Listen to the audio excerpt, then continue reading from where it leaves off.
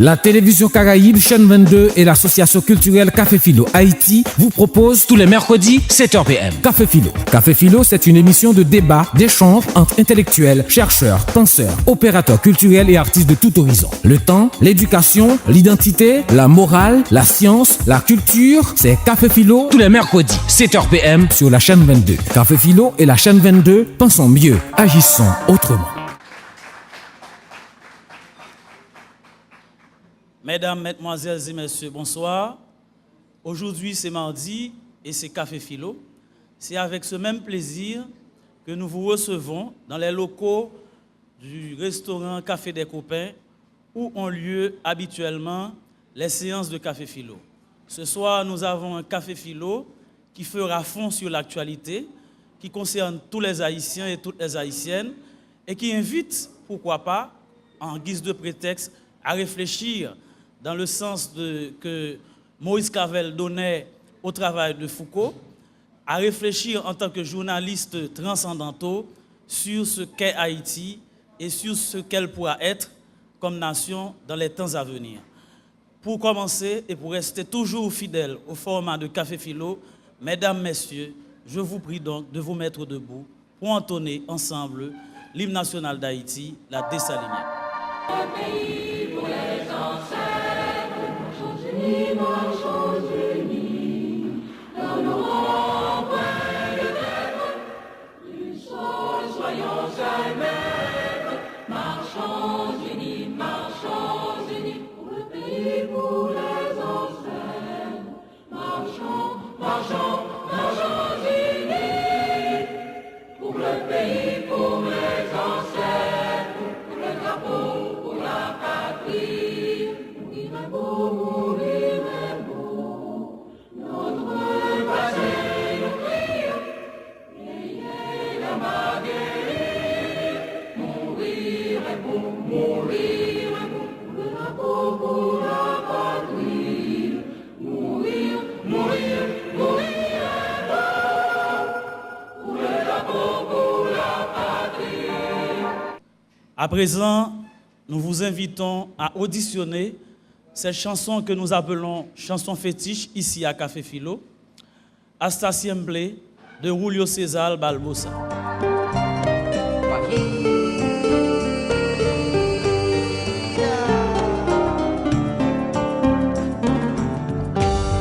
Aprendimos a quererte desde la histórica altura,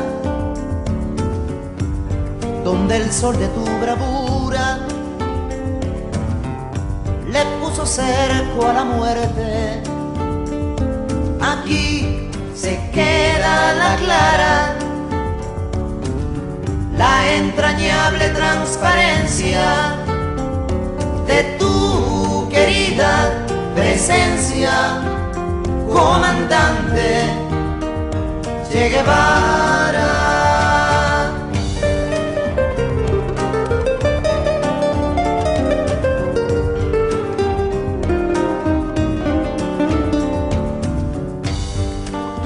Gloriosa y fuerte,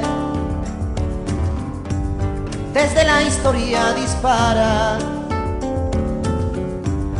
cuando todo Santa Clara se despierta para verte. Aquí se queda la clara,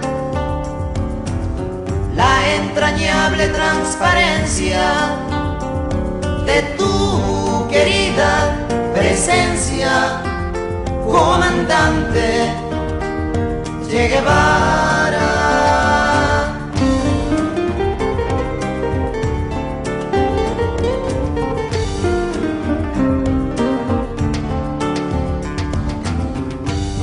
Vienes quemando la brisa con soles de primavera para plantar la bandera con la luz de tu sonrisa. Aquí se queda la clara, la entrañable transparencia de tu querida presencia. presencia, comandante Che Guevara.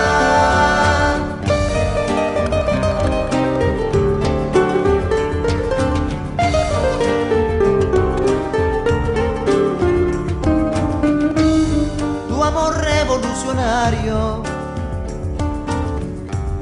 que conduce a nueva empresa, donde espera la firmeza de tu brazo libertario. Aquí se queda la clara, la entrañable transparencia de tu querida presencia, comandante Che Guevara.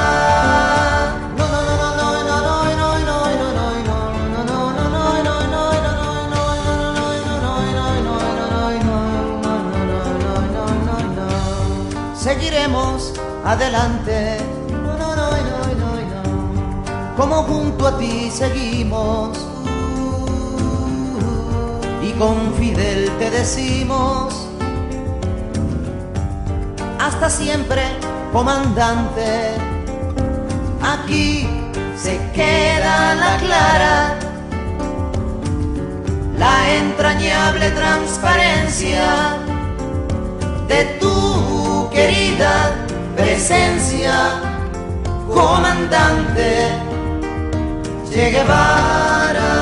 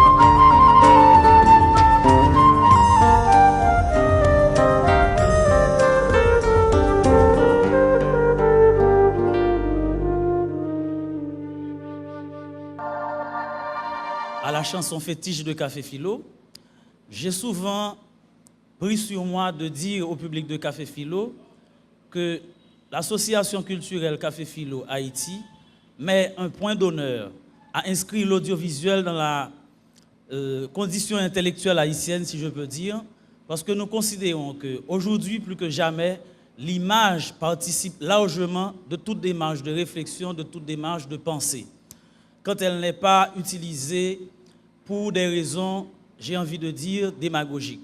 Des raisons qui ne font pas toujours, qui ne font que du tort à des gens qui sont considérés dans ce cas de figure bien précis comme des vigiles de la bien-pensance. Nous allons donc à présent visionner un documentaire, si vous voulez un extrait du dernier Café Philo que l'on a eu ici avec le professeur Fritz Dorvilliers autour du sujet qui concernait les jeunes. L'avenir de la jeunesse en Haïti. Regardons ensemble, nous vous revenons pour la suite. Je remercie l'équipe technique de Café Philo et de la RTVC pour ce court documentaire, pour cet extrait, cette petite vidéo qui anticipe, si je peux dire, sur ce dont il va être question dans quelques instants. Aujourd'hui, comme je viens de le dire tout à l'heure, nous avons un Café Philo d'actualité. Sans vouloir anticiper sur l'intervention de notre invité, j'ai envie de reprendre le titre qui est proposé ici et de l'inscrire dans un contexte. Peut-on penser la politique est le titre d'un livre que le philosophe Alain Badiou, en 1985, a publié et qui est donc disponible chez Seuil, où il pose une question qui est, à mon sens, fondamentale. Dans un pays comme la France, qui est ce pays que l'on considère comme étant le pays des droits de l'homme, le pays qui a fait la Révolution française, le pays qui a voté une loi sur la laïcité depuis 1905. Qu'est-ce qui a fait qu'à un moment donné, que la politique soit entrée dans l'absentement de sa présence? On prend en considération ici Badiou comme un prétexte pour penser l'actualité. Je tentais tout à l'heure de le dire, que pour Maurice Clavel, Michel Foucault était un penseur, un journaliste transcendantal, dans la mesure où c'est quelqu'un qui essayait de penser l'actualité et qui considérait que, en tant que sa pensée, comme il le dit lui-même, est une boîte à outils, les événements qui surviennent, les événements qui arrivent modifient le cours de notre pensée, modifient notre manière de voir et nous aident, pourquoi pas, à aller plus loin. Aujourd'hui, c'est avec un énorme plaisir que nous recevons Yves Lafortune, qui est juriste, enseignant, professeur, qui est spécialiste en administration publique, spécialiste en matière de politique publique, grand interpellateur, comme j'aime souvent l'appeler, qui va se faire donc le plaisir de discuter avec nous autour du sujet suivant. Peut-on penser, la politique aujourd'hui en Haïti? Sous cette formulation, on trouve énormément de matière. On trouve sans doute la philosophie, et particulièrement la philosophie politique. On trouve le référent historique. On trouve également un peu de sociologie. On trouve surtout ce que j'ai envie d'appeler l'histoire immédiate, comment penser l'actualité. C'est avec un énorme plaisir, encore une fois, que je vous demande d'accueillir M. Yves Lafortune, qui parlera, qui discutera avec nous pendant 30 minutes. Monsieur Yves Lafortune, quelles sont donc les causes de nos malheurs? Merci à Ralph Jean-Baptiste. Il arrive difficilement, quand on va parler en public, de lire d'avoir les mêmes références avec celui qui vous annonce. Parce que de toute façon, on aura à parler de Foucault et on aura justement à parler d'Alain Badiou. Le docteur Fritz d'Orvilliers, d'entrée de jeu, dans le cadre de l'audiovisuel pris dans son contexte, nous a permis d'entendre le docteur d'Orvilliers dans ce qu'il appelait « société de ratés » et « tout manque chez nous ». Même la courtoisie manque chez nous. Alors, peut-on penser la politique aujourd'hui en Haïti? Au départ, le sujet était « le pays va mal, il faut absolument changer de paradigme ». Il n'y a pas vraiment une grande différence entre ces deux sujets, c'est-à-dire le pays va mal, il faut changer de paradigme, et ce sujet dont je viens de faire état, peut-on penser la politique aujourd'hui en Haïti? J'ai préféré le premier parce qu'il me rappelle, comme Ralph le disait tout à l'heure, le titre d'un livre d'Alain Badiou titré spécifiquement « Peut-on parler ou bien peut-on penser la politique ?» Il faut dire, comme Ralph l'a dit tout à l'heure, que ce livre est paru chez Seuil en 1985. Et dans ce livre, Alain Badiou pose la question suivante. Que peut-on faire pour revenir à la politique? Nous voudrions nous inscrire ce soir dans cette démarche parce que justement, les politiques ont investi la scène au détriment des intérêts suprêmes de la nation. Et les politiques ne pensent plus au bien-être collectif, comme le disait Hannah Arendt dans sa quête du vivre ensemble. Pour inscrire mon propos de ce soir dans l'actualité, je voudrais vous faire part de deux conversations que j'ai eues la semaine dernière avec deux personnalités avisées. Et ces personnalités, je m'entretenais avec eux autour de ce que Ralph appelle le côté interpellateur, mais surtout de la possibilité de faire quelque chose. Le premier, je ne vais pas citer son nom, mais il m'a regardé pendant la discussion et de me dire « Yves, Haïti beaucoup prêt pour nous prendre monde de bien ». Sa réponse m'a bouleversé et les références qu'il m'a données, c'est comme une vérité de la palisse. C'est comme croire les gens de bien n'ont pas droit à l'erreur. Tandis que de l'autre côté, n'importe qui peut s'arroger le droit de faire n'importe quoi, n'importe comment. L'autre personnalité, c'est un père conscrit ou bien un député avec qui je parlais d'une politique publique pour l'énergie en Haïti et on faisait des comparaisons. Et moi-même de lui dire, monsieur le député, il y a une approche qu'un ancien étudiant d'une université européenne a partagée avec moi sur la façon dont on pourrait faire le choix en matière d'énergie électrique. Et le député de me répondre, « Ah, on ne va pas me faire diplôme, ça ne va pas là-dedans du tout. Diplôme, alors, pour répéter le terme exact, diplôme ne veut pas dire rien pour moi, rien même.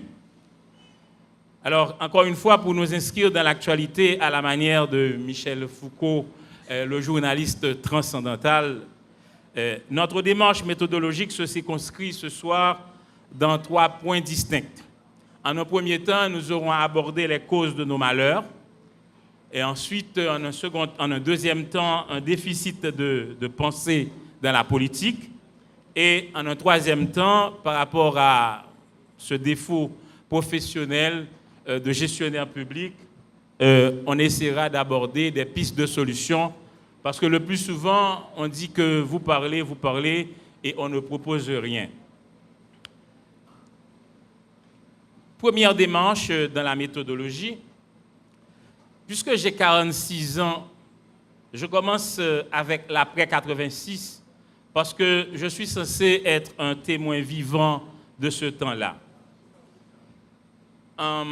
De ce temps-là, j'ai fréquenté beaucoup de politiques qui ont accédé au pouvoir.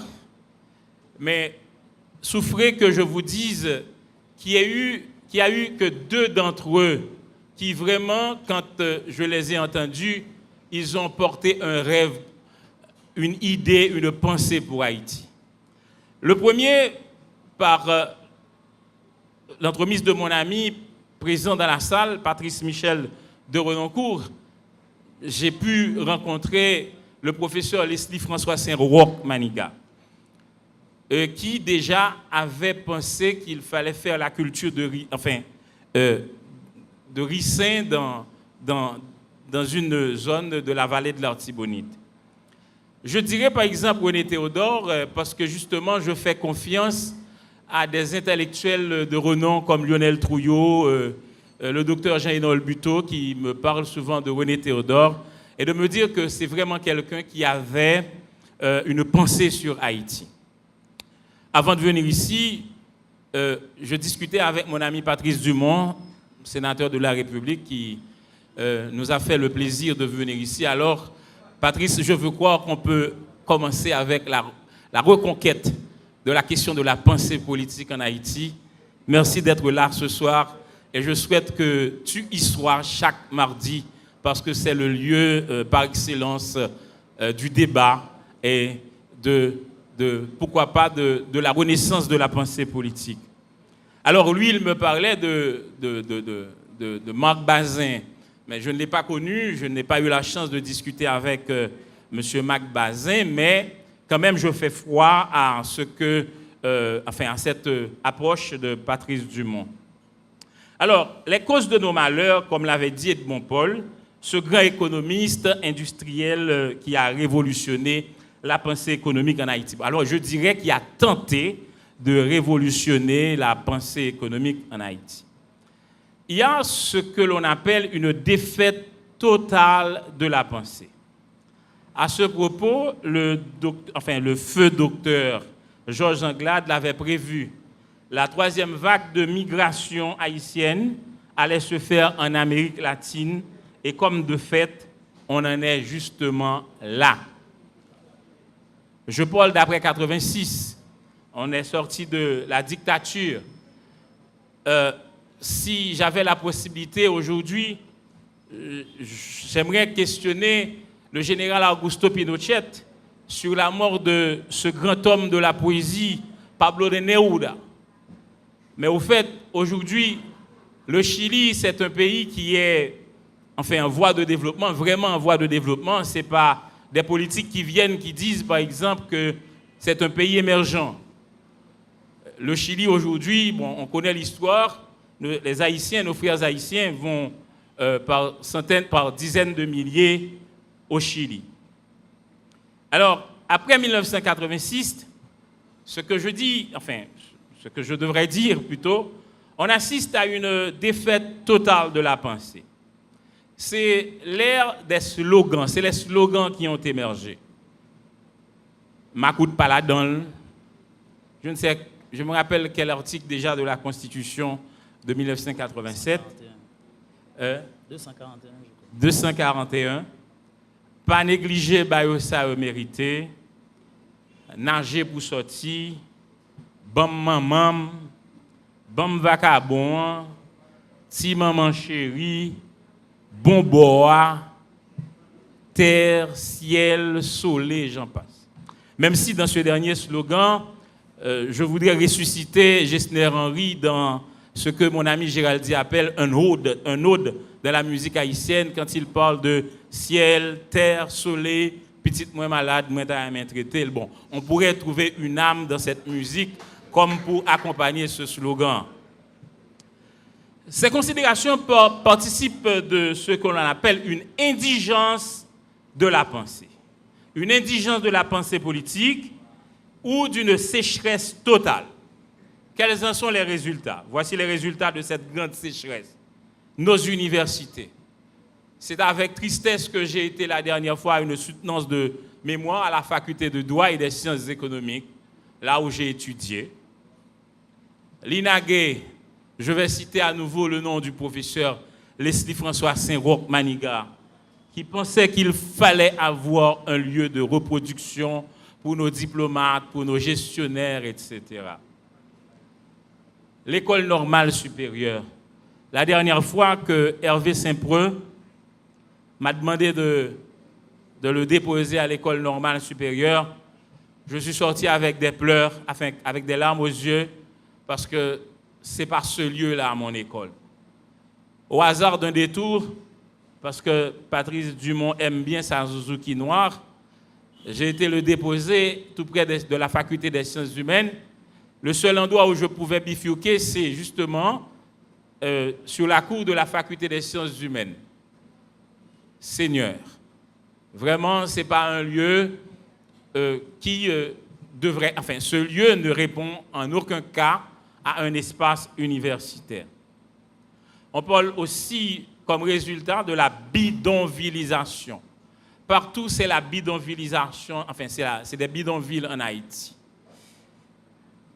Il y a un point aussi sur lequel je voudrais parler, c'est le déni identitaire avec la classe moyenne qui met au monde des citoyens haïtiens et américains.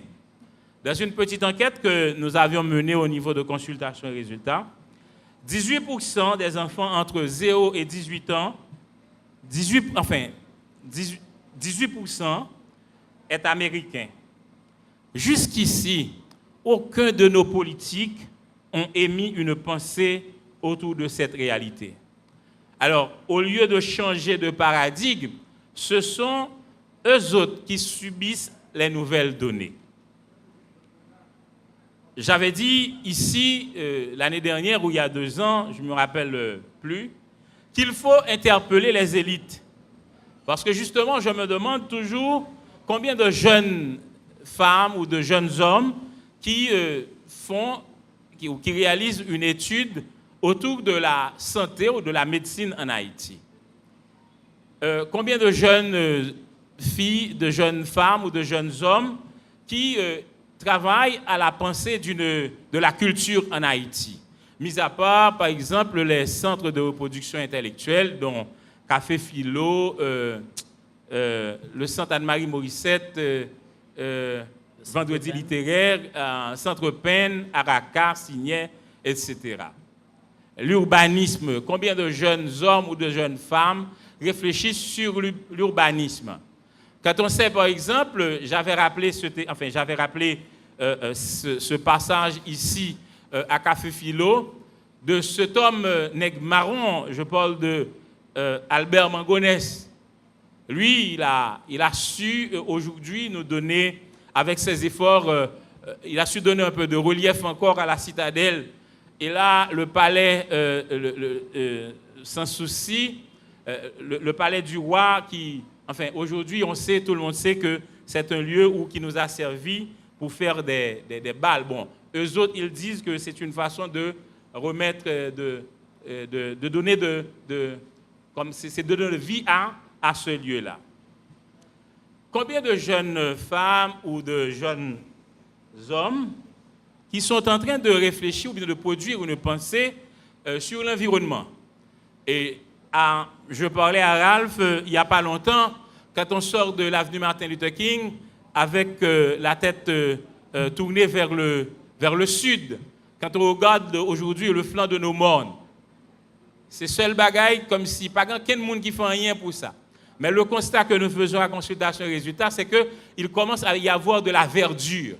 Et c'est vraiment aucun des politiques qui ait fait quoi que ce soit pour que cette verdure revienne dans nos mornes. Le résultat aujourd'hui est que le pays implose et explose à la fois. Le résultat de la sécheresse de la pensée est aussi ce que j'appelle les repartimientos. Quand on était gosse, on étudiait ensemble, on appelle repartimientos une distribution de terres et de personnes accordées aux colons espagnols à Saint-Domingue. Aujourd'hui, les repartimientos, dans le cadre de mes recherches en administration publique, c'est une distribution de direction générale, une distribution de ministères accordée aux politiciens pour les bases œuvres de la politique, pour les bases œuvres de ces politiques. Alors, la deuxième partie de cette démarche méthodologique, allons vers la compréhension de ce que suppose ou ce que c'est une pensée politique. Je voudrais ouvrir deux fenêtres. Celle de Malraux, par exemple, qui est entré en Haïti. Et là, ça, c'est M. Exil, il mené à danser rara pour Malraux. Malraux a regardé un tableau que Tiga fait, Exil fait. Et puis Malraux a dit, oh, Saint-Soleil. Essayons de comprendre la pensée telle que je voudrais partager ce concept avec vous. Et cette pensée, Saint-Soleil, va faire école. Aujourd'hui, le Voix Exil a pu faire l'éducation de ses enfants. Il y a un courant qui s'appelle Saint-Soleil et la peinture Saint-Soleil donne vie à la littérature picturale, donne vie donc à la peinture haïtienne. Je voudrais vous parler de Monroe, par exemple, qui a eu à dire l'Amérique aux Américains. Aujourd'hui, par exemple, on a fait cette approche avec un des gars de Café Philo. On ne va même pas à l'Institut haïtiano-américain. Autrefois, je regarde Yves Robert Emmanuel, ici, c'était comme à la mode d'aller à l'Institut haïtiano-américain. Mais aujourd'hui, on n'a même pas besoin d'aller à l'Institut haïtiano-américain. La langue anglaise vient chez nous, soit avec la télévision et soit aussi avec la consommation. L'Internet aussi. Donc, c'est comme cette superpuissance qui vient et qui nous habite, quoi. Est-ce qu'on pourrait faire, par exemple, ce que mon oncle appelle, quand la Rome a conquis la Grèce, et les Grecs qui pouvaient dire la Grèce conquise a conquis ses conquérants. Qu'est-ce que nous avons pour offrir en retour, si toutefois ou que nous retrouverions dans une situation pareille? Autre point de nos malheurs, c'est surtout l'ignorance qui engendre l'arrogance et le pays se meurt peu à peu. Quand on ignore, quand on ne sait pas comment faire, avec la défaite de la pensée, on pense que le ou la façon, on peut faire les choses. Mais non, on ne peut pas le faire le ou la façon. Ça peut se faire de cette façon ou de cette autre façon. Après la compréhension de ce que j'appelle la pensée politique, Je voudrais mettre emphase sur ce que j'appelle les pistes de solution, parce que, comme dans le podcast que j'ai fait pour inviter les amis à venir à Café Philo, il y a un de mes amis qui m'a dit « mais il faut cesser de parler ». Bon, de mon lieu, je ne peux que parler. Mais à force de parler, je pense que la parole finira par se faire chair. Ce n'est pas ce que nous disent les protestants dans Jean 13, où la parole s'est faite chair. Donc, je ne peux que parler jusqu'à ce que cette dernière se fasse chair. Dans des textes que je publie dans les colonnes, dans des journaux ou bien sur Internet, je prends plaisir à parler de ce qu'on appelle les actes fondateurs, comme pensée politique. Premier acte fondateur, je suis allé dans ce carrefour que l'on appelle Pont Rouge. Je revois Dessalines. Je revois l'empereur Jean-Jacques Dessalines parce que si on avait une pensée sur... Enfin, la politique émettait une pensée, il suffit d'aller au lycée Jean-Jacques Dessalines à l'avenue Christophe pour voir qu'il y a un déni total. Est-ce que dans l'histoire, José Marti a fait beaucoup plus que l'empereur Jean-Jacques Dessalines? Et l'empereur Jean-Jacques Dessalines est quelque part au Pont Rouge. Chaque année, on dépense environ 17 millions de gouttes justement pour déposer des fleurs au pied de Dessalines au Pont Rouge. Alors qu'au Pont Rouge, c'est la conjugaison de 3 municipalités, Delma, Cité-Soleil et Port-au-Prince.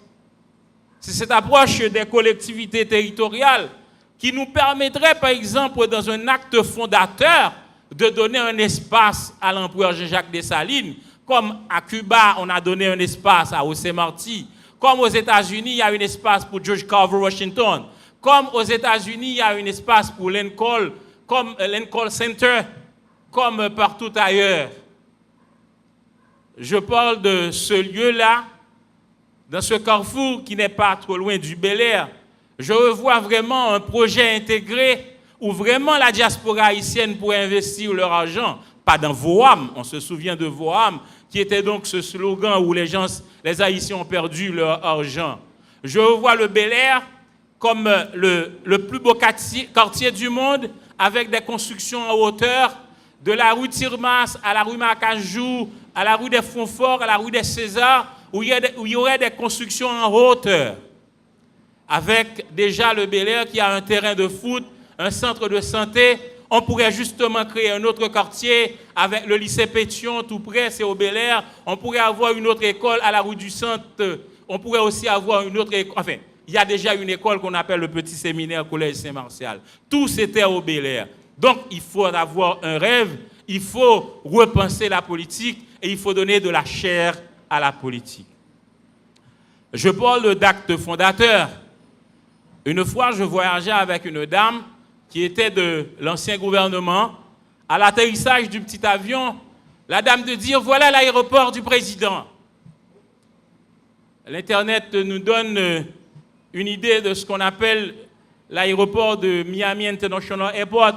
Je ne dirais pas comme d'Angelo, l'aéroport d'Amsterdam, l'aéroport de Berlin, mais je parlerai plutôt des grands aéroports du monde. Alors c'est ça. C'est de ce lieu, de ce petit lieu, bien de cette petite sphère de pensée. Moi, je parle d'actes fondateurs où on pourrait construire un aéroport au Cap et le projet commencerait de l'aéroport jusqu'à la citadelle. Et c'est ce que j'appellerais, par exemple, la route de l'esclave. J'ai interpellé une professeure madame qui était mon professeur à l'école normale sur ce grand projet qu'on avait autour des années 90. C'était la route de l'esclave. Si ce projet ne s'était pas arrêté en route, on eût eu le mémorial qui est à la Martinique. Mais hélas, un acte fondateur, c'est aussi une université digne de ce nom. À force de nous mentir, nous ne pouvons plus nous regarder dans les yeux. Nous n'arrivons même pas à ramasser les ordures. Et le ministre parle de téléphérique. de tramway, de route à 8 voies. En guise de piste de solution pour la santé, j'aime aborder la question de la santé dans une perspective que le docteur Jean-Noël Buteau appelle la solidarité. Je dis que sur 12 millions d'habitants, il y a 4 millions qui travaillent, qui pourraient, donc dans un fonds de solidarité, mettre 100 gouttes, 4 millions de personnes par 100 gouttes, ça donne 400 millions. Et 400 millions multipliés par 12 mois, ça fait un total de 74 millions de dollars US. Est-ce qu'avec un chiffre ou une somme pareille, on ne pourrait pas avoir un système de santé, vraiment un système de santé avec les 7 services de base où nous autres Haïtiens, nous n'aurions pas à nous rendre à Cuba, aux États-Unis pour des soins médicaux. Je voudrais ce soir parler d'actes fondateurs et inscrire ce qu'on appelle la question dans une dimension de la pensée. L'économiste Rose Nesmith Saint-Louis, dans son livre « Le vertige haïtien » paru chez l'Harmattan, nous parlait des 7 E. Et justement, j'ai retrouvé Rose Nesmith Saint-Louis dans le cadre de l'élaboration de la politique générale où on a essayé de donner corps à ces 7 E pour faire les 5 queues. Eh bien, à un certain moment, on avait besoin de la matière grise pour produire ce texte et pour aller défendre au Parlement. Il me reste ce grand plaisir de regarder cette page où, telle quelle, j'ai fait la proposition sur comment devrait être la culture. Cette page où mon ami Andy Durosier a fait une très belle proposition pour le tourisme en Haïti. Il faut donner corps à cette pensée pour que cette pensée se fasse chair. Pour finir, je dirais qu'il faut absolument sortir du politique ou bien qu'il y ait des politiques et retourner de fort belle manière dans la politique en tant que cette dernière charrie un rêve. Il faut une approche de gestion intégrée. Il faut une approche de gestion par résultat. Pendant les remous autour du budget au cours de cette semaine, j'ai fait des broadcasts, c'est-à-dire je partage des informations sur l'intervention de Kessner Farrell. Un ministre du gouvernement m'a envoyé une vidéo de Léonel Fernandez sur ce que fait, sur une projection vers 2020. Mais il faut croire que Léonel Fernandez, à un certain moment de la durée qui ça le fait, il cherchait 400 jeunes garçons et jeunes femmes qui, dans l'université dans le pays, ils vont aller étudier dans ce qu'on appelle des accords bilatéraux, qui allaient à Oxford, qui allaient à Harvard, qui allaient en Amérique latine, qui allaient aux États-Unis, qui allaient au Canada. Et puis, l'idiot, là, nous tournons, nous gagnons tout service de base, nous gagnons caille, nous gagnons machine, nous gagnons un système de santé. Et voilà qu'il faut ouvrir ce qu'on appelle un espace universitaire. Quel est le résultat de Léonel Fernandez aujourd'hui? Nous avons, nous Haïtiens, 30 000 étudiants, 30 000 de nos frères et sœurs qui étudient en République dominicaine. Donc voilà ce qu'a fait Léonel Fernandez. Et aujourd'hui, il peut se prévaloir. Il peut vouloir y retourner. Il peut à la charge comme pour porter d'autres rêves pour son pays. Il nous faut cette approche de gestion par résultat qui nous sortirait du carcan d'accepter le si peu pour extraordinaire. Après 2 mandats au pouvoir, le président, le feu René Préval, n'a laissé après lui, en fait, il faut avoir le courage de le dire, parce que nous avons vu une société qui a encensé la dépouille du président Préval, pas un système de santé, pas un centre de santé, pas une école de métier de référence, pas une université, sinon que des coquilles vides. Quand, par exemple, en administration publique, il n'y a pas vraiment un besoin, si vous créez ce qu'on appelle CNE, Ça veut dire que ça ne participe pas d'un besoin institutionnel. C'est comme une institution qui est fille du moment et ça ne peut être que des coquilles vides. Ce qu'il nous a laissé, c'est le partage du pouvoir en mode repartimientos. Deuxième mi-temps, c'est pour moi. Et j'ai entendu, par exemple, après une brillante intervention du député de Pétionville, J. Tardieu, qui dit qu'il admirait ceci chez le président Préval, et cette façon de contourner. Et c'est comme s'il y a d'autres lieux de recours que le mensonge, la délation, pas faire rien du tout. Et c'est ce que nous prenons plaisir à embrasser et à accepter. Celui qui n'a jamais saisi le concept de l'État ne peut en aucun cas le comprendre.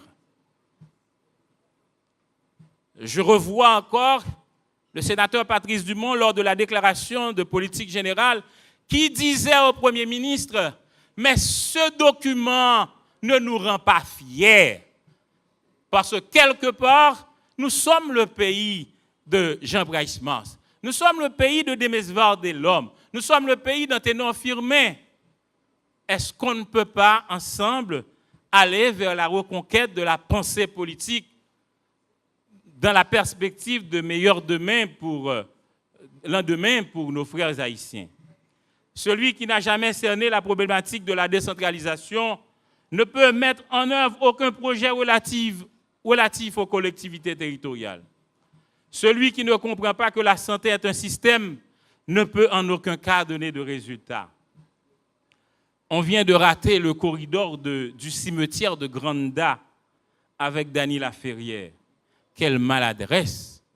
À leur place, je ferai en sorte que la bibliothèque porte le nom de l'immortel et je ferai en sorte qu'il y ait un focus sur ce lieu où habite éternellement Granda et l'élégance de Dany.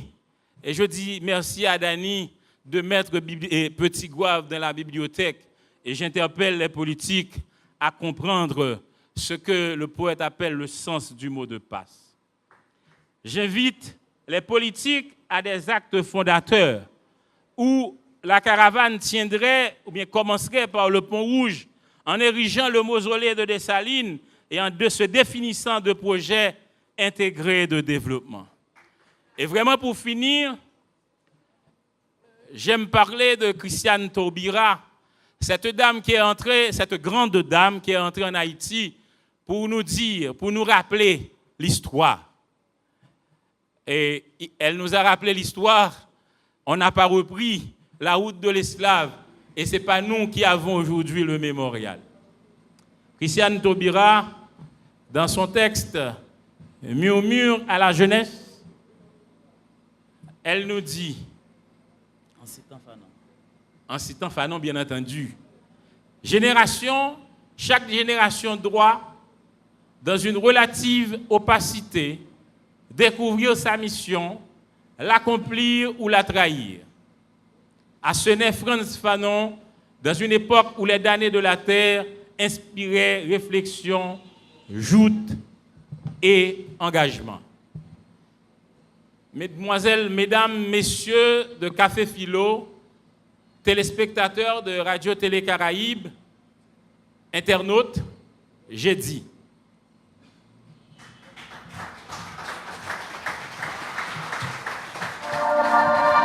Merci à M. Yves Lafortune pour cette intervention. Il a passé en revue un ensemble de questions qui concernent l'administration publique, qui concernent l'éducation, qui concernent la santé, qui concernent l'imaginaire politique haïtien, qui concernent le budget, dont on a beaucoup parlé récemment. Je pense qu'avec autant d'éléments, un très bon débat, ne peut qu'être souhaitable. Nous allons donc, comme nous avons l'habitude de le faire, observer une toute petite pause musicale avec Yo Ale de Cadillac et de Mika Ben. Nous vous revenons dans quelques instants pour la suite. Mesdames, mesdemoiselles et messieurs, nous revenons à la charge, comme nous le disions. Nous arrivons à l'étape finale de Café Philo, où nous prenons les questions.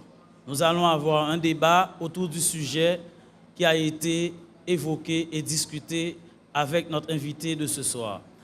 Nous avons donc 2 séries de questions et je m'en vais citer les noms des gens qui vont intervenir dans la première série pour qu'ils puissent s'exécuter à temps. Il s'agit de Philippe Junior Volmar, de McDonald Orphée, d'Evans Vertil et enfin Noël Isaac. Merci beaucoup pour l'intervention. Et moi, je n'ai pas une question. Ça m'a dit, c'est, étant donné que c'est penser la politique en Haïti, ça m'a dit, c'est que, vu que moi-même, moi, suis qui croit dans le résultat scientifique, par conséquent, moi, je pense que penser politique là, déjà, il faut que nous commencer avec sociologie. Pour nous comprendre comment la société haïtienne camper, comment elle monter, comment l'interaction entre divers individus est. Ensuite, comprendre comment la société ça bail gens d'hommes politiques ça parce que je ne pas croire que y a une séparation entre les hommes au pouvoir en Haïti et le peuple haïtien parce que les hommes au pouvoir c'est des nègres qui étaient dans le peuple haïtien pendant l'époque, c'est des gens qui fêtent, qui jouaient, qui roulaient sec, qui grandissent à l'école et puis qui entraient dans la politique. Et parfois même, c'est un accident qui fait revenir dans la politique là tout. Mais ils sautent dans la population. Donc, ce n'est pas que nous avons des dirigeants qui ne prennent pas pays, qui ne sont pas intéressés à besoins de la population, puisque c'est la population qui produit les politiciens. Ensuite, il y a une interaction politicienne entre eux-mêmes. Comment nous faisons gagner tel candidat qui est arrivé pour un poste là et pas tel autre? Comment, par exemple, nous sommes capables de gagner un pouvoir ou bien un parlement qui charge les musiciens là-dedans? Et qui rapport que la société a ouais entre musique et politique? Est-ce que simplement parce que nous sommes artistes, ça veut dire que moins qu'à prendre pouvoir? Ou est-ce que la population elle-même pense pouvoir comme un jouet? Que nous prenons plaisir dans monsieur, bon, le pouvoir. Maintenant, il y a une réaction population, elle finit bas pouvoir. Donc, sociologie, ethnologie, mais philosophie tout. Philosophie pour qui raison? Parce que je pense que il y a une idéologie qui est supposée camper. Comment faire pas un monde ou quelques monde qui est capable de camper l'idée que le peuple haïtien veut suivre? Actuellement, pas l'idée. C'est le slogan qui gagne, Jean, on t'a parlé de ça tout à l'heure. Merci. Bonsoir au public de Café Philo. Moi, c'est James McDonald Orphée. Alors, le professeur Lafortune dit un bagage qui a attiré l'attention tout à l'heure. Il a parlé de la déroute de l'intelligence. Bon, peut-être c'est un titre de Roger Gaillard et qui a expliqué comment la pensée boycottée en Haïti, surtout dans l'acte fondateur de la nation, et acte de l'indépendance, pas gain intellectuel qui s'y est, et un peu après, nous allons assassiner Baron Tonnerre, Baron de Vastey, et déroute ça, libéral, historique de la mesure où Antenor Firmin, intellectuel de calibre, pour aller échouer face à Noah Alexis, Jean Price Mas pour aller échouer, Louis Janvier pour aller échouer à la municipalité de Port-au-Prince. Donc, je veux dire, on a parlé de pensée politique. Pensée politique avec qui? D'abord, il faut penser la politique avec les technocrates, avec les techniciens de la politique, mais comment nous penser politique dans un pays côté que pas de parti politique en termes institutionnels, pas de parti politique en termes de pensée doctrinale, comment nous penser politique pays pendant que l'université comme étant au lieu de réflexion, li grabataire, li relégué au second plan. Donc l'école défaillant, toute bagarre défaillant, comment nous pas penser une nouvelle mentalité politique en notre pays? Bonsoir au public et bonsoir aux panélistes. Et question par maintenant, c'est que au début de l'intervention là, où tu prends une anecdote sur un député qui dit et a fait diplôme pas intéressé. Alors, moi j'ai lu un texte que un philosophe français a écrit. Il parlait de le diplôme est un mythe. Est-ce que le fait que on monde pas gagner un diplôme, ça veut dire qu'il va réfléchir, il va penser? Ou bien est-ce que le diplôme, est-ce que la pensée dépend des diplômes? Deuxième volet question. Vous parlez d'un déficit de la pensée. Comme vous parlez de déficit de la pensée, est-ce que pas une différence entre la pensée et la réflexion? Est-ce que pas une différence entre la pensée et la réflexion? Et dernier volet, est-ce que tu as un parcours académique comme professeur ou tu as un cours sur la réflexion? Bon, il a peut-être anticipé. Et Mais moi-même, je ne vais pas me rendre dans la même position. Je remercie le professeur et le modérateur alors pour cette si bonne présentation. Merci en pile à Café Philo, qui sont un espace de réflexion qui permet de journée aujourd'hui à une possibilité en tant que jeune, comme jeune, pour m'a produire réflexion, pour m'a parler, pour m'a dire ça me sentit et pour m'a dire dans bon pensée.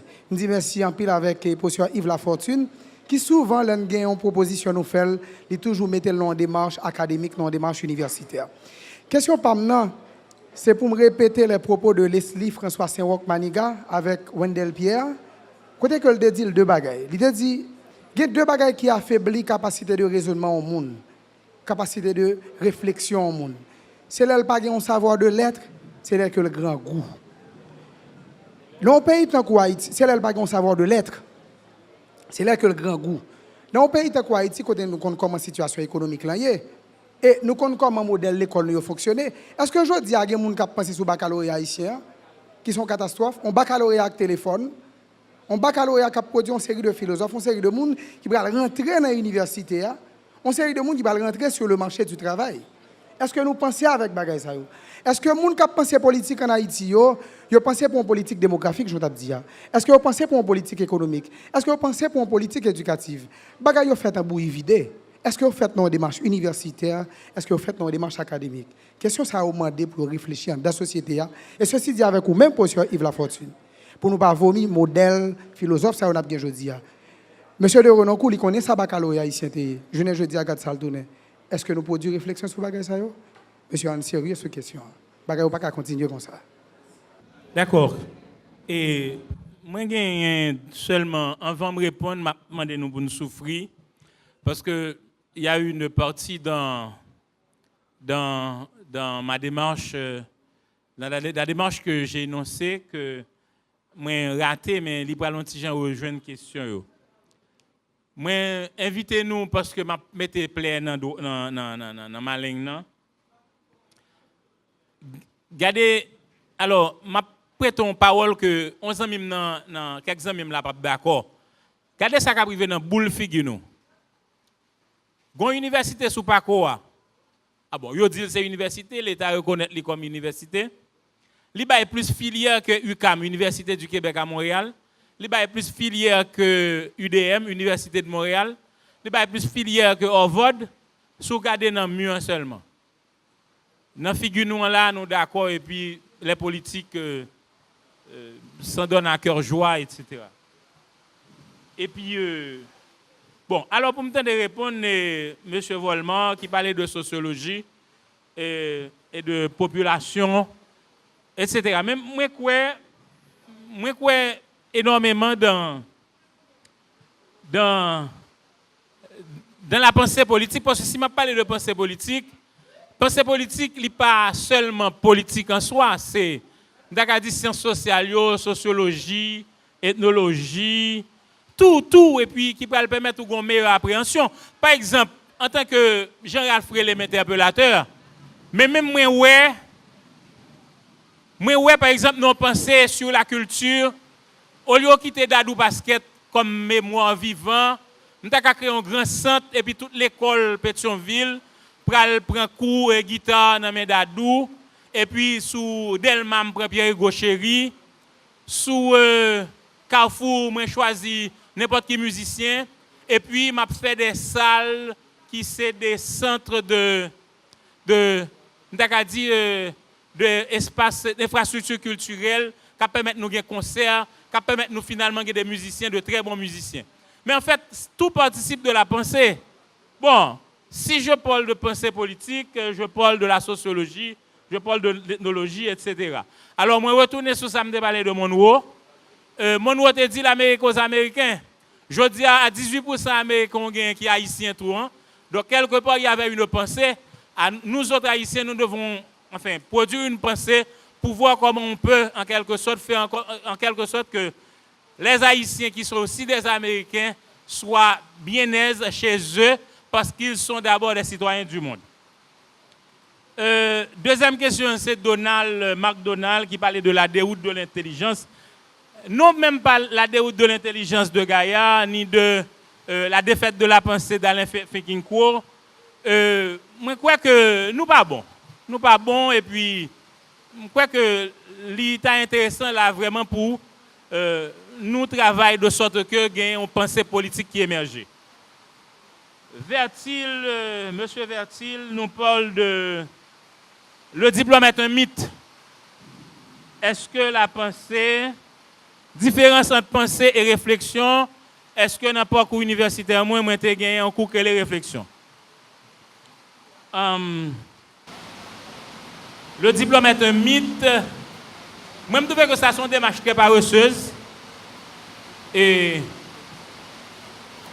mal à l'aise quand je suis à un espace de reproduction de la pensée. Pour me poser une question sur faire le diplôme qui peut être un mythe. Bon, écoute, je vis dans le mythe. Vivez là où vous êtes. Et puis, bon, le monde a besoin de tout pour être le monde, quoi. Et puis, oui, il y a une différence entre réflexion et pensée, à mon avis, parce que je pense que, par-delà cette question que vous avez posée, vous avez émis quand même une réflexion, mais cette réflexion que vous avez faite n'est pas une pensée, de manière systématique. Est-ce que j'ai eu un cours de réflexion? Je préfère ne pas répondre à cette dernière question. Et la dernière question de Isaac Noël, capacité de réflexion. Mais je pense qu'il doit y avoir une autre manière de voir les choses. En pile, nous là, c'est un grand goût d'étudier. Hein? Je ne crois pas que Wemaré, son équité a fait le bon.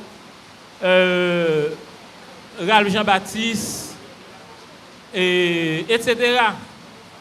Mais je crois qu'il aurait pu y avoir une pensée qui t'a qu'à permettre nous que nous, au service de ce pays, de fort belle manière, et on pensait qui t'a permettre, par exemple, je dis à tout petit monsieur qui était l'école avec Jean-Marie Guillou, son salle qui était 60, 52 que je rencontré aux États-Unis, donc vraiment c'est une fuite.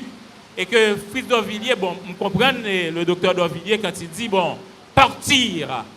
Donc, j'interpelle une pensée politique qui nous empêcherait, par exemple, là, d'avoir ces fuites-là et que nous ayons des Haïtiens conséquents et qui puissent penser, qui puissent émettre une pensée au bénéfice de la population haïtienne. Nous passons à présent à la deuxième série de questions. J'appelle donc Patrice Michel de Renoncourt, Prébélus John, Michelot Midi, Louis-Jean Taberneau et enfin Polo Matson. J'aime bien intervenir quand mon ami Yves Lafortune parle, bien qu'il me laisse sur ma faim.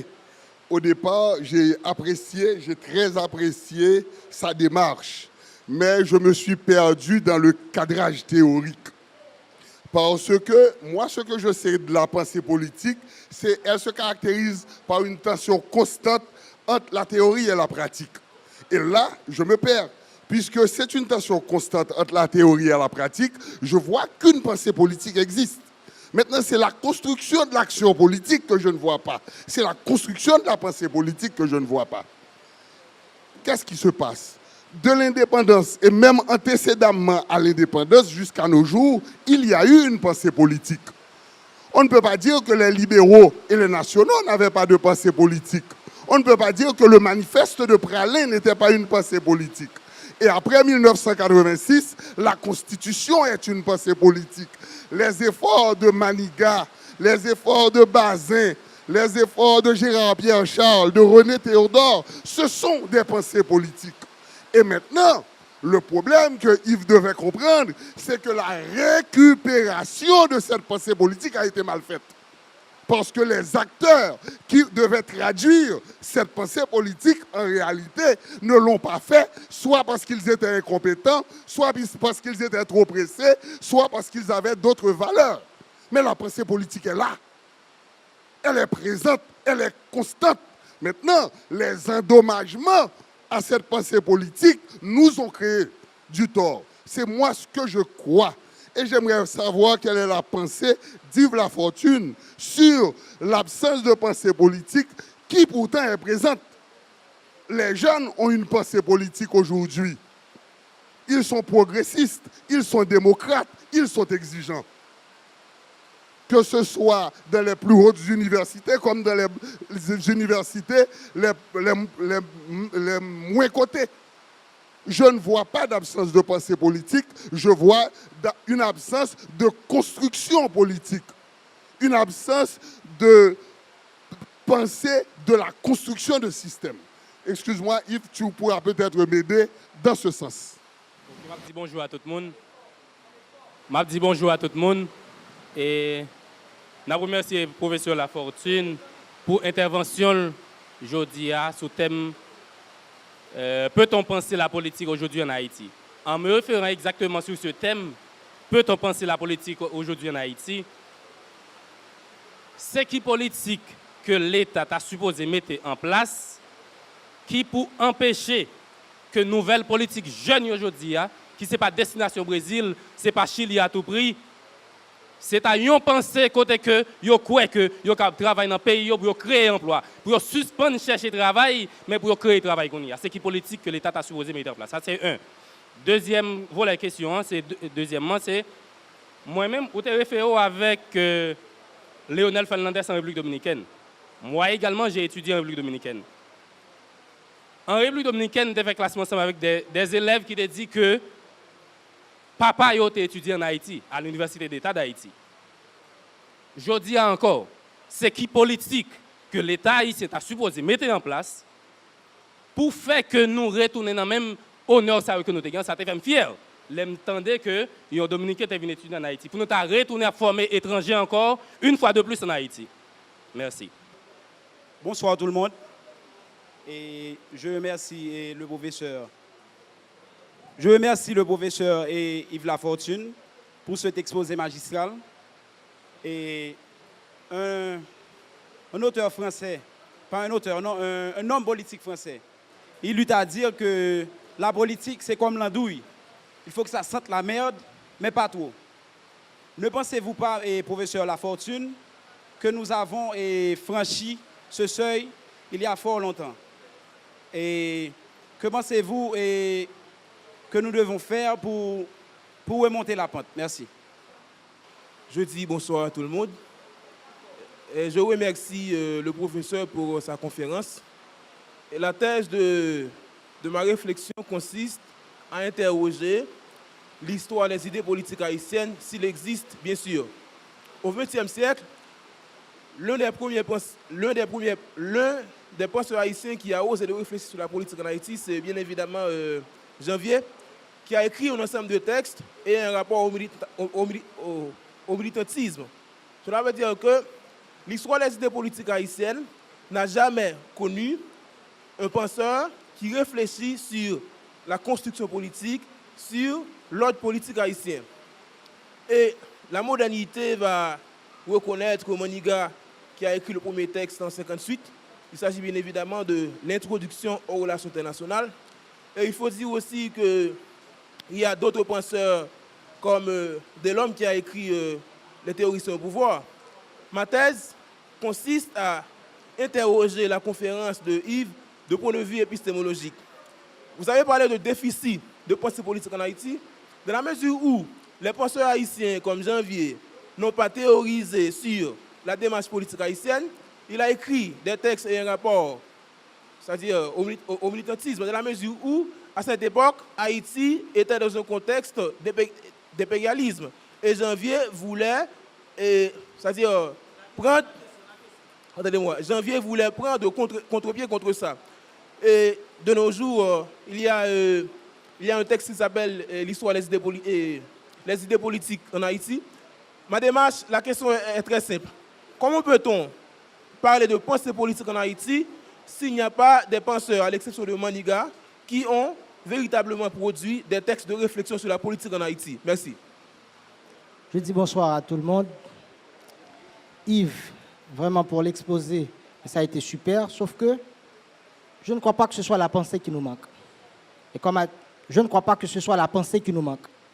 comme a dit le monsieur tout à l'heure, j'ai un petit problème avec la thématique. Peut-on penser la politique aujourd'hui? Parce que je ne comprends pas trop ce qu'aujourd'hui pourrait signifier là. Est-ce qu'aujourd'hui, c'est après 86? Ou je ne sais pas trop. Pour moi, c'est un peu vague aujourd'hui. Mais c'est déjà là, en fait, en réflexion que m'a fait. Mais encore, dire que, par exemple, Lavalas n'avait pas une pensée politique, est-ce que ça, par un petit genre, vaut me payer en l'air toujours? Dire, bon, même après 86, là, j'essaie justement de produire, de réfléchir, par exemple, sur l'après 86. Moi, je ne pas croire que... Je pense plutôt qu'il y a cette inadéquation de la pensée politique, ok? Jean, comme a dit le monsieur tout à l'heure, bon, c'est ça que je me dis avec mon ami là, je pense plutôt c'est comment, pour le problème, c'est arrivé justement dans la pratique pensée, comment nous sommes capables de prendre pensée plutôt pour nous faire aux matières, pour nous faire aux chairs, pour finalement nous capables de gagner, qu'on ait tout ça d'arriver. Mais en plus, qui est-ce qui a pensé? Je pense qu'on a l'autre question comme ça encore. Moun qui plutôt a porté pensée, qui moun yoye? Est-ce que c'est des gens qui ont pensé pour penser, ou bien des gens qui ont pensé pour créer propre affaire par eux, penser pour de l'autre barrière comme ça? Merci. De mon lieu d'intervenant, je pense que je peux répondre les questions dans un ordre inversé, comme pour interpeller le chaos. Et de ce chaos, est-ce que interpeller la lumière, quoi? Pour la dernière question de M. Paulo Madson, oui, pensée ne manque pas. Quel est le sens de la pensée aujourd'hui? Inadéquation, etc. Est-ce que Lavalas n'avait pas une pensée? C'est pas ce que j'ai dit. C'est pas ce que j'ai dit. Pour mon étudiant, mon ex-étudiant Taberneau, M. Taberneau, lui jeune, j'espère que par cette démarche, il aura compris le sens du mot de passe. M. Taberneau, lui jeune, a parlé de Démésoire, des Lormes, etc. J'en avais fait référence aussi. Mais sauf que M. lui jeune a oublié que j'avais circonscrit ma présentation dans un cadre aussi chronologique. J'ai dit que, je me rappelle que j'ai 46 ans, je porte un discours en tant que témoin vivant de ce que j'ai vécu. Je parle de ce que les pensées ont accouché par-delà les slogans Makout Paladin, Bon Boa, Bon Mamam, Bon Vacabon, Ciel, et Nager pour sortir, Ciel, Terre, Soleil. Évidemment, j'ai fait un effort de mettre un peu de vie dans Ciel, Terre, Soleil en interpellant la musique de Justin-Henri Coupé-Cloué. C'est vrai que ça aurait été, c'est un ode intéressant, Ciel, Terre, Soleil, petite moins malade, moi t'as un traité, le m'a besoin de mettre à gouer pour de l'eau. Donc j'aurais pu donner du corps, un peu de corps j'aurais pu donner un peu de corps, enfin du corps à un slogan qui deviendrait une pensée, ainsi de suite. Bon, mais au fait, merci de me parler de l'histoire de cette pensée, de la pensée et l'histoire des pensées. J'ai comme l'impression avoir vu, et j'avais l'habitude de voir ce livre-là chez le professeur Patrice Michel de Hononcourt, que je n'avais pas vu quelquefois.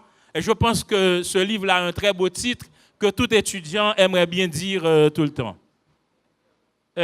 Pour M. John Prébellus qui parlait de qui politique l'État t'a dû mettre en place. Bon, je pense avoir fait deux choses.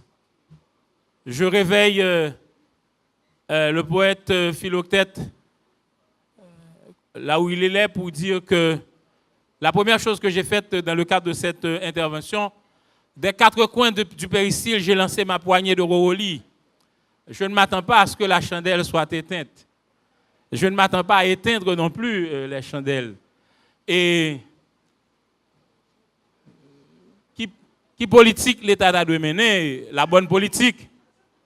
La bonne politique, la politique d'une bonne éducation pour la jeunesse, la bonne politique, les politiques publiques. D'abord, il faudrait que ceux qui sont au timon des affaires, ceux qui sont les politiques, s'approprient vraiment des problèmes de la population et qu'ils aient le sens de l'État et qu'ils mènent des politiques publiques capables de sortir le pays de ce gouffre-là. Donc, je suis un bon maçon. J'aimerais bien me voir au pied du mur. Et pour franchir le seuil, pour l'autre question, je pense qu'il nous faut des politiques publiques d'éducation parce que, comme le professeur Trudel l'avait dit il y a 2 mois ici, l'intelligence, c'est la valeur la mieux partagée. Nous sommes tous intelligents. Mais il faut que nous puissions servir de nos intelligences, de notre intelligence, pour faire en sorte, pour mettre cette intelligence au profit du pays, quoi. Et puis bon, si j'ai répondu à Madson, M. Madson, M. Taberneau et M. Michelot Midi, je dirais à Patrice Michel de Renoncourt qu'il y a une confrontation de métiers et ni vous ni moi, on a un défaut professionnel. Je sais que vous êtes ingénieur en sciences politiques. Vous pouvez trouver la pensée partout. Oui, il y a eu la pensée dans la Constitution de 1987. Mais au lieu de construire cette pensée, on est allé dans le slogan. Et la pensée, à ce moment-là, s'avère aberrante. Quand je dis à une fraction de la population ou à des frères haïtiens qu'ils ne sont pas dedans, je comprends fort bien que par défaut professionnel, vous pouvez trouver la pensée partout. Mais oui, on peut trouver la pensée partout. Mais il arrive à un moment, il faut donner de la chair à cette pensée pour qu'elle devienne vivante. Alors souffre Patrice, si j'ai parlé, vous voyez les autres, je peux m'arroger le droit de te tutoyer, par-delà 3 décennies d'amitié. Que dire? Vraiment, Patrice Michel de Renoncourt, j'aimerais bien trouver cette pensée et la partager avec mes frères haïtiens, mettre de la chair, mais c'est justement dans la démarche. On peut trouver de la pensée partout, mais je vais te dire aussi que j'ai circonscrit la démarche de ma présentation dans l'espace de temps de 1986, ce que j'ai connu. En 1986, j'avais 16 ans. Et j'ai fait le constat en un premier temps, et j'ai dit, voilà ce que j'ai connu, ce que Edmond Paul appelle les causes de nos malheurs. Et c'est vraiment les causes de nos malheurs. Je ne me permettrai pas, dans le temps, de prendre le micro et de m'adresser à un intervenant de n'importe quelle manière. On a un déficit d'éducation, la famille a cessé d'exister, et il y a aussi cette génération spontanée, entre guillemets, qui nous guette et qui bouscule ce champ qui eût pu donner corps à la pensée. Je te comprends, oui, en me référant aussi à Demisvar Delhomme, à Anténon Firmin, et j'ai parlé d'Edmond Paul, mais c'était des promesses. C'était la promesse des fleurs. Où sont les fruits aujourd'hui? Les fruits sont aujourd'hui ce dont j'ai parlé lors de cette conférence. Nos universités, voilà ce qu'elles sont devenues. Nous n'avons même pas un hôpital. je suis dans l'action politique aussi, par-delà cette pensée.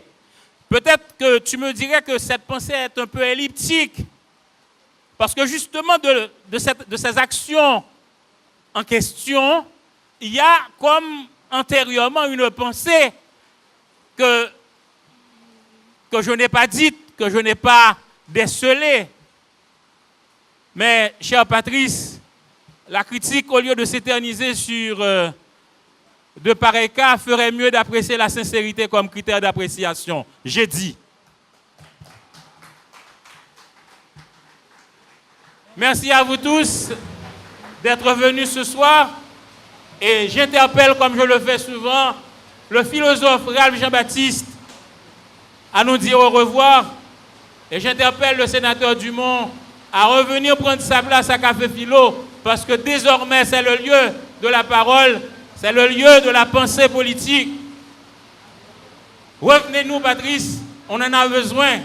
Merci. Merci. Nous disons donc merci au public de Café Philo. Nous disons donc merci au public de Café Philo. Merci à Yves Lafortune qui a accepté de partager avec nous ses réflexions inscrites, si je peux dire encore une fois, dans l'actualité et qui a aussi permis, avec son ouverture, que l'on aborde des questions qui sont la plupart du temps laissées à l'écart de tout espace de discussion dans ce pays. La question de l'actualité notamment. Comment peut-on la saisir, comment peut-on la penser et comment peut-on donner un sens à ce que nous vivons au jour le jour pour mieux comprendre où nous allons, vers quoi nous nous dirigeons. Yves Lafortune l'a assez bien dit, l'a beaucoup dit, pardon, qu'il faut comprendre le sens du mot de passe. Je pense que le contenu de ce mot de passe est notamment saisi et il est retourné pur et sans tâche après avoir voyagé entre les deux colonnes. Merci et à bientôt. En bacal à ma chambre, et puis moi, c'est même butin. Ni ça qu'a fait plein des autres pour nous pas vivre ensemble. Et vous et moi, c'est yon et l'autre, c'est yon dans l'autre. Mais là tout bitin brûlé, faut non fin calculer, faut yo apprendre peser, c'est qui bon ça y mauvais. Mais t'es en liberté, j'apprends ton résilier, j'apprends ton espérer.